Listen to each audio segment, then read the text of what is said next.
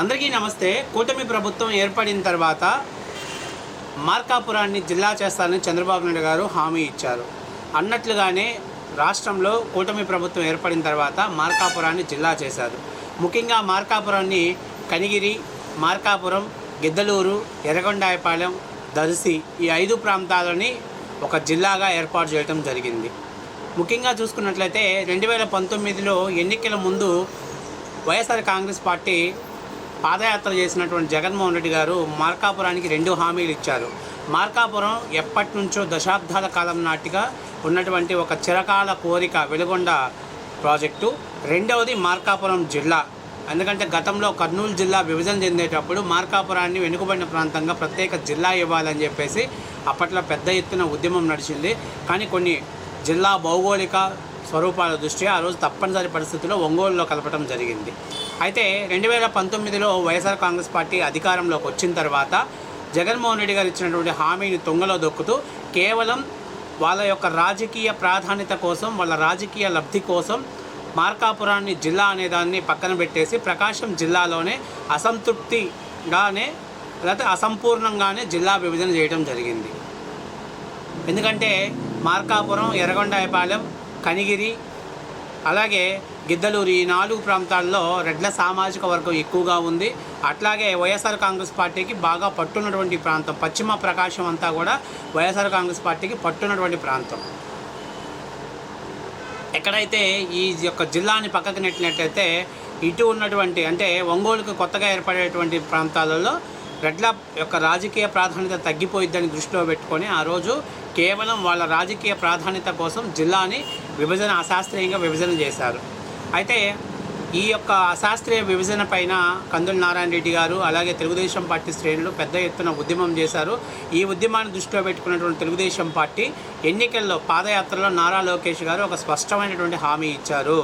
మీ ప్రజల అభిష్టం మేరకు రాజకీయ లబ్ధి అనేది పక్కన పెట్టేసి మీకు మీ ప్రజా అభిప్రాయం మేరకు జిల్లా విభజన ఉంటుంది అని చెప్పడం జరిగింది. అలాగే చంద్రబాబు నాయుడు గారు కూడా ఎన్డీఏ గవర్నమెంట్ ఏర్పడితే ఖచ్చితంగా మార్కాపురాన్ని జిల్లా చేస్తామని చెప్పారు.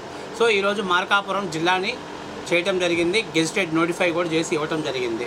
ముఖ్యంగా మార్కాపురం జిల్లాలో దర్శి పాత్ర ఏంటి అని అంటే ప్రకాశం జిల్లాలో దర్శి చూసుకున్నట్లయితే ఇటు ఒంగోలుకి మరియు గుంటూరు పల్నాడుకి మరియు మార్కాపురానికి ఒక కనెక్టివిటీ కలిగినటువంటి ప్రాంతం ఈ దర్శి ప్రాంతం.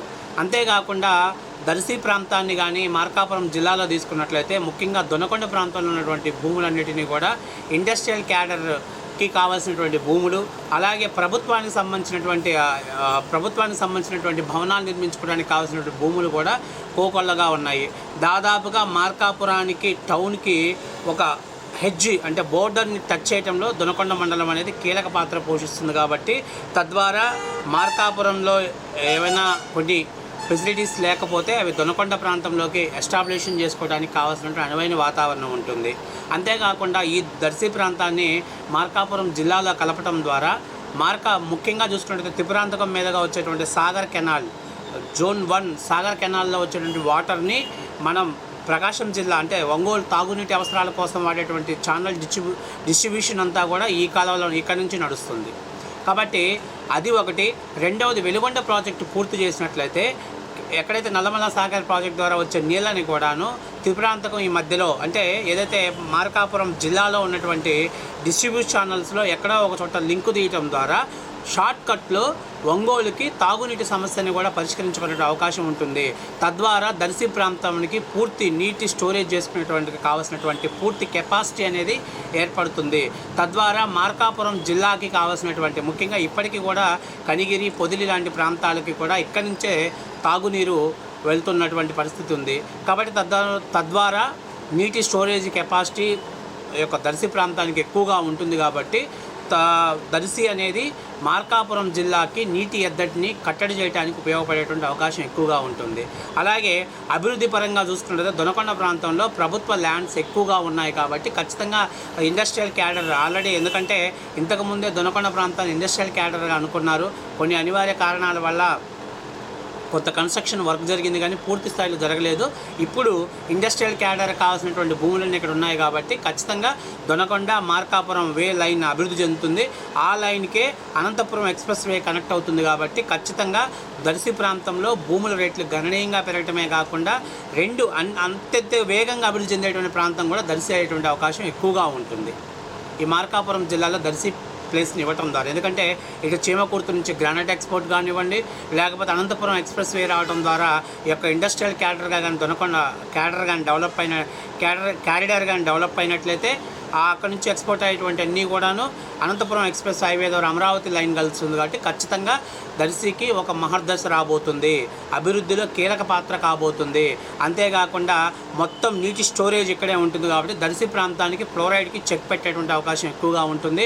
అటు సాగర్ కెనాల్ కానీ ఇటు నల్లమల సాగర్ నుంచి కానీ రెండింటి నుంచి నీటిని డంపింగ్ చేసుకోవడానికి స్టోరేజ్ చేసుకోవడానికి ఒక అద్భుతమైనటువంటి ప్రదేశం. ఎందుకంటే ఆ త్రిపురాంతకం ప్రాంతంలో ఆ డిస్ట్రిబ్యూషన్ కెనాల్లో కానీ ఒక కనెక్షన్ ఇచ్చినట్లయితే ఖచ్చితంగా మనకి 24 గంటలు నీళ్ళు ఉండేటువంటి అవకాశం ఎక్కువగా ఉంటుంది. తద్వారా చాలా ఈజీ ప్రొసీజర్లో మనం ఉంటుంది కాబట్టి దొనకొండ మార్కాపురం జిల్లాలో ఖచ్చితంగా దర్శి మిళితమైతేనే అది డెవలప్మెంట్కి కావాల్సినటువంటి ఒక సెక్టర్ అనేది ఏర్పడుతుంది. అట్లా కాకుండా పశ్చిమ ప్రకాశం వరకే కానీ అయితే రానున్న తాగునీటి సమస్య, అలాగే ట్రాన్స్పోర్ట్ సమస్య, అలాగే అనంతపురం ఎక్స్ప్రెస్ హైవే కనెక్టివిటీ అనేది అక్కడ కనెక్టివిటీ అనేది ఉండదు కాబట్టి కొంచెం ఇబ్బందికరమైన పరిస్థితి ఉంటుంది. కాబట్టి ఖచ్చితంగా ఈ 5 నియోజకవర్గాలు కలిపి ఒక జిల్లా ఏర్పాటు చేయడం ద్వారా మార్కాపురం అభివృద్ధిలో దర్శి కలపడం ద్వారా ఒక కీలక పాత్ర పోషిస్తుంది అనేటువంటిది మాత్రం ఒక స్పష్టమైనటువంటి ఆధారం. సో భవిష్యత్తులో ఎలా ఉంటుంది అనేటువంటిది కూడా దృష్టిలో పెట్టుకుంటే ఖచ్చితంగా దీని ఫలాలు అందటానికి మాత్రం ఖచ్చితంగా మార్కాపురం అభివృద్ధిలో దర్శి అనేది కీలక పాత్ర కాబోతుంది.